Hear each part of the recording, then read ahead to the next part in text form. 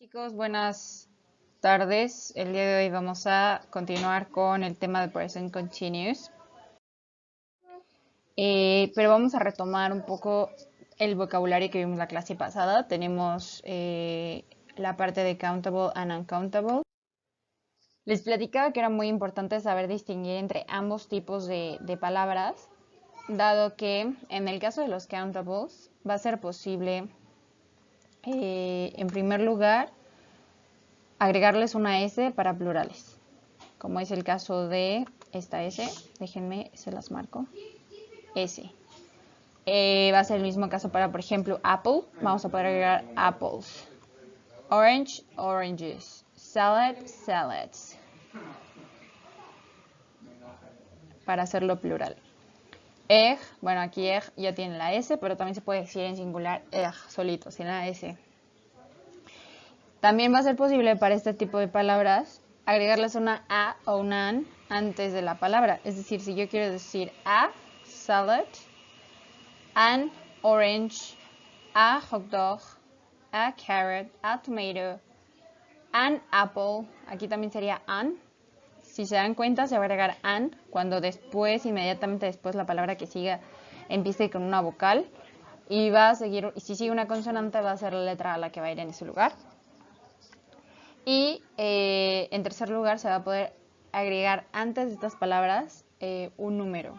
Es decir, vamos a poder contabilizar 3 onions, 2 onions, como el caso del ejemplo, 4 candies, 4 cookies, por ejemplo, etc. En el caso de los uncountables, jamás va a ser posible agregarles a ellos una S. Si queremos hablar de ellos tanto en singular como en plural, la S no va. No se cuentan. Y tampoco se puede agregar antes de ellos algún número. No se puede agregar 3 jams, ni nada por el estilo. Van a poder consultar ejercicios adicionales en la página que aparece en la pantalla.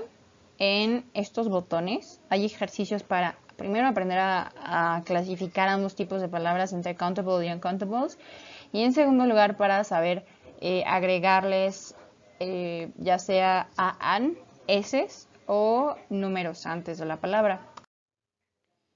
Ahora vamos a continuar con el repaso de la clase pasada.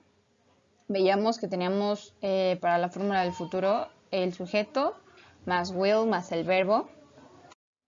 Recordemos aquí nada más la parte de el verbo to be. Decíamos que para el futuro tenemos un auxiliar que es el auxiliar will. En el caso del tiempo que íbamos a estudiar, vamos a retomar el auxiliar que es el verbo to be. Entonces vamos a continuar con esta fórmula. Decíamos que también para estas fórmulas necesitamos el sujeto más el auxiliar del verbo to be. Aquí recordemos que puede ser la variación de is, are y am, que van a ser una especie de verbos puente. Y vamos a hacer las oraciones junto con un verbo adicional al que le vamos a agregar la terminación de ing.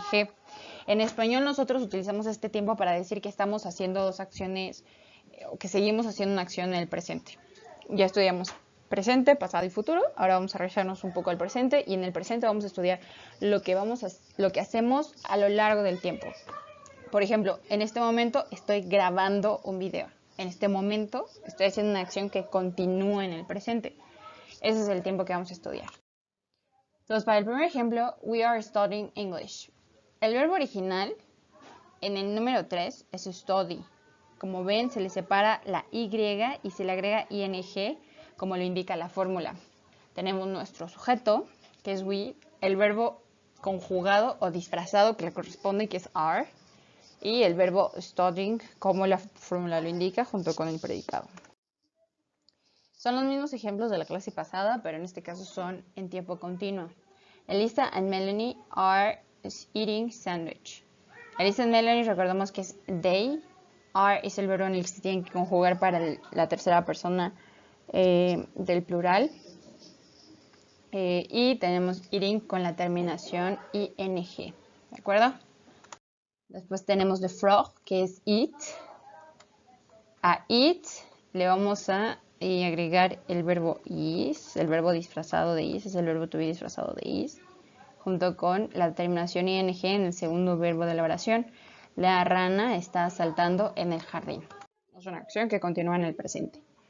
They are painting, se le agrega de igual manera la terminación ing del verbo original paint. Y bueno, sabemos que la conjugación o el disfraz que se le pone al verbo to be con they es are. I am dreaming about the stars. Dream, se le agrega la terminación ing. I más am es como debe ir conjugado con el verbo to be, el sujeto I. Y finalmente, she is singing rock and roll. También le agrego la terminación ing. He's reading a book.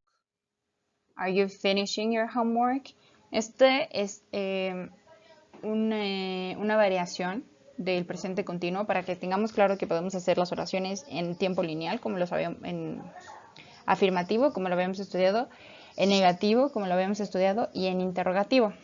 En este caso es interrogativo, pueden ver aquí la pregunta.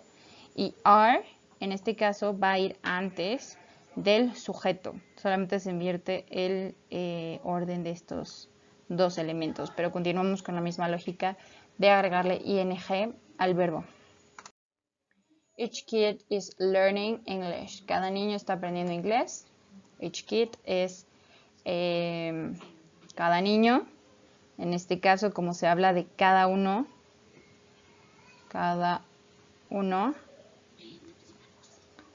es un singular y por lo tanto se usa is.